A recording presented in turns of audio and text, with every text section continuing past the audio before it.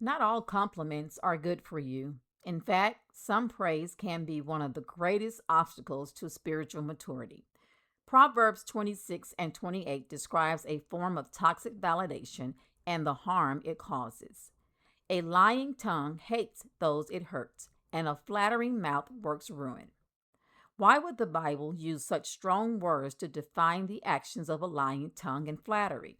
A lying tongue deceives and manipulates. A person who deceives you and manipulates is not operating in love. Flattery is giving excessive praise with the selfish intentions of gaining favor, advantage, or power over another person. As a therapist, I've seen how the need for validation can affect relationships, careers, and self worth. But it can also quietly influence our relationship with God and poison our faith walk. Let's talk about the differences between healthy encouragement and toxic validation.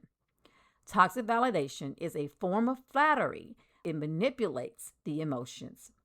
Toxic validation will affirm your negative feelings and distortions, disregarding the harm it will cause to you. Toxic validation will never offer honest and valuable feedback.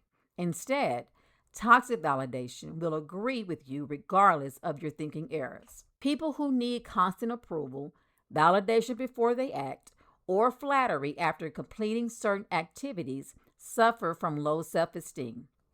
Those seeking control over you or to gain access to you can sense your need for validation a million miles away. Toxic validation is like a drug to those with low self esteem or self confidence. Often, our enemies aren't the ones who refuse to speak to us or the ones who express constructive feedback. Sometimes those close to us are being used by Satan or their own unhealthy motivations. People who believe that you are their come up, you are the one to make their dreams happen. Their words disguise their heart's intentions. This is hate. This is not operating in love if you're disguising what your true motivations are. Their entire goal is to gain something they want.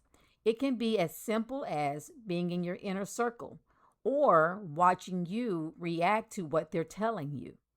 These kinds of people lack trust in God for their life purpose. They attempt to control the outcome with flattery. This is manipulative and very dangerous to our spiritual maturity. Proverbs 26 and 28 teaches that you can accidentally or unintentionally become an enemy to those you constantly flatter. Consider Peter when he told Jesus that dying on the cross wouldn't happen to Jesus. Jesus told Peter, "Get behind me, Satan." Jesus knew his purpose and the cost of salvation. Peter wasn't a secret enemy or a hater, but what he was saying and thinking was coming from our true enemy, Satan. The Bible states that Satan is the father of lies. So if we practice flattery and lying, which is deception, then we are a part of Satan's agenda.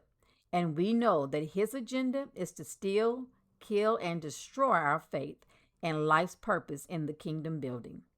Now, of course, there will be those who flatter you with unhealthy motivations. It is necessary to practice what Jesus did: refute the flattery.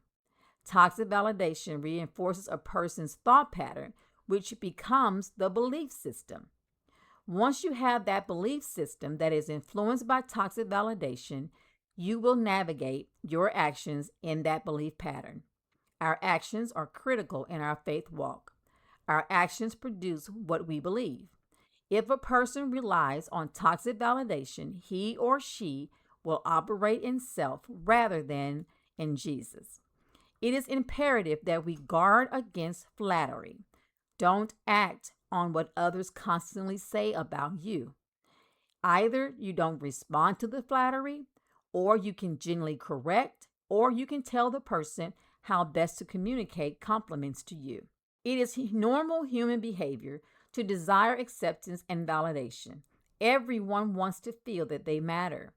Genuine compliments are validations that help us to feel loved and supported. Now, healthy validation includes providing direct and constructive feedback, not criticism. Healthy validation allows your thoughts and feelings to be expressed as well as challenged. Now, challenge, not necessarily argued or passive aggressive put downs. We can encourage or rebuke others in truth without harm. If you are a person who like to compliment others or encourage others, follow these tips. First, check your motivations. Are you hyper focused on those you perceive have influence or power? Are you trying to manipulate someone else's emotions for your personal gain? Are you complimenting in the presence of others to gain attention? Are you projecting your emotional need of wanting validation in the forms of flattery? Are you trying to be accepted by others or gain favor or privilege? Is the timing and environment right for the compliment you're giving? Consider what is going on around you before you heap compliments on someone. If you're giving a compliment, keep it short and keep it simple. Provide support for the compliment. For example, your presentation was thoughtful towards mothers who don't have mothers in their lives. If you need constant validation from others, look back at your childhood and see if you were verbally abused, such as criticized often or intentionally embarrassed by family members or talked down to by significant others. Were you seldom acknowledged for accomplishment? Did you have a healthy attachment to your parents or a significant other? Think about your current patterns. Do you need external validation? Can you feel good about yourself without others complimenting you often? Start journaling your day and acknowledging your accomplishments. It can be as simple as I walked 1 mile today and it was more than yesterday. Practice writing what you learned about yourself from significant events and opportunities. Catch yourself. Each time, catch yourself when you're seeking validation. Pause and pray. Learn a scripture which reminds you of how valuable you are. Your spiritual walk requires faith. Faith in God and knowing that you are valuable to the kingdom and have purpose on earth.